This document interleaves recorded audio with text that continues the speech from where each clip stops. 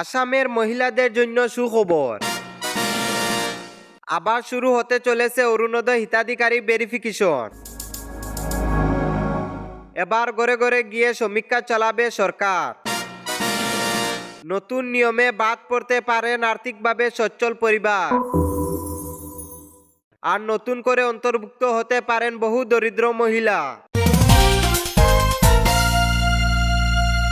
ভিডিওটি শুরু করার আগে চ্যানেলটি সাবস্ক্রাইব করে রাখুন, ভিডিওটি লাইক করুন এবং আপনার মতামত কমেন্টে অবশ্যই জানান। এখন চলুন বিস্তারিত খবরটি জেনে নেওয়া যাক। অসম সরকারের অন্যতম জনপ্রিয় সামাজিক কল্যাণমূলক প্রকল্প অরুণোদয় নিয়ে এবার বড় পদক্ষেপ নিতে চলেছে সরকার। জানা গেছে খুব শীঘ্রই রাজ্য জুড়ে পুনরায় শুরু হবে অরুণোদয় হিতাধিকারী ভেরিফিকেশন বা যাচাই প্রক্রিয়া।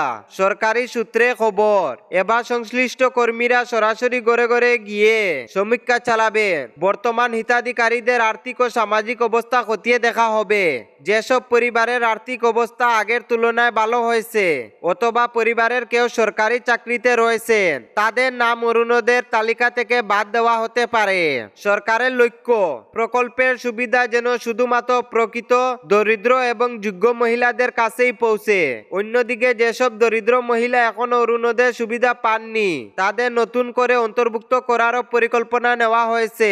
বিশেষ করে অবিবাহিত নারী, দিব্যাঙ্গ ব্যক্তি এবং আর্থিকভাবে অসহায় মহিলাদের অগ্রাধিকার দেওয়া হতে পারে বলে জানা গেছে। এই খবর সামনে আসতেই রাজ্যের বহু মহিলার মধ্যে নতুন আশা সঞ্চার হয়েছে। অনেকেই মনে করেছে সঠিকভাবে যাচাই হলে প্রকৃত দরিদ্র মানুষই এই প্রকল্পের সুবিধা পাবেন। বর্তমানে প্রশাসনের পক্ষ থেকে সমীক্ষা শুরু, প্রস্তুতি চলছে।